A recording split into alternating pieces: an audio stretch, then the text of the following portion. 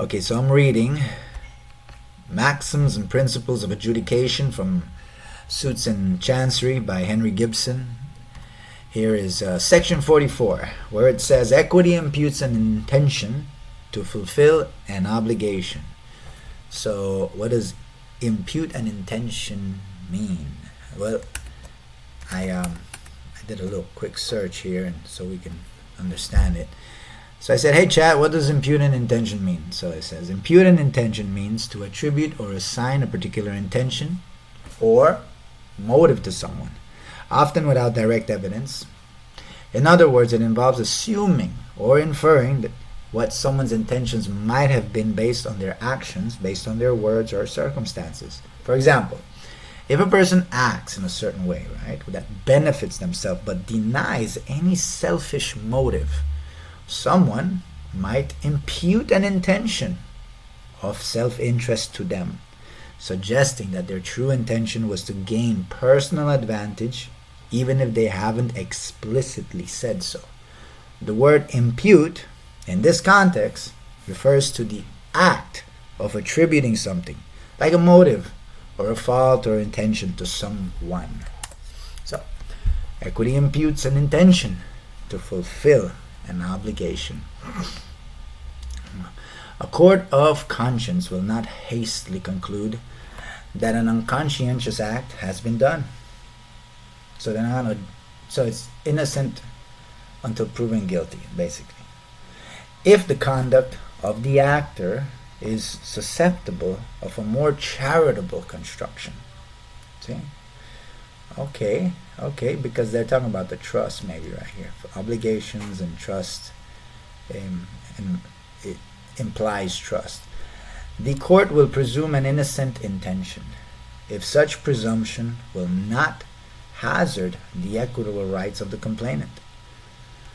This maxim, therefore, is a mere statement of the general presumption upon which a court of equity acts, and it means that whenever a duty rests upon an individual, in the absence of all evidence to the contrary, it will be presumed that he intended to do right rather than wrong, to act conscientiously rather than in bad faith, to perform his duty rather than to violate it. Thus, when a person covenants to do an act, and he afterwards does something which is capable of being considered either a total or a partial performance of that act, he will be presumed to have done it with the intention of performing his covenant, although no such intention was expressed. So, whenever a trustee or other person in a fiduciary position, acting apparently within the scope of his powers, that is, having authority to do what he does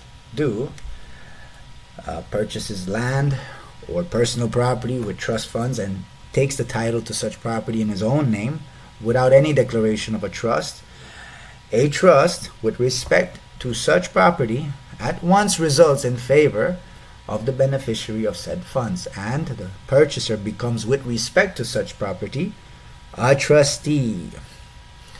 A court of equity assumes that the purchaser intended to do his fiduciary duty and not to violate it, and he will not be heard to dispute this assumption. All the evidence the court needs to create the trust is the proof that the trust funds were actually used in the purchase. That's it.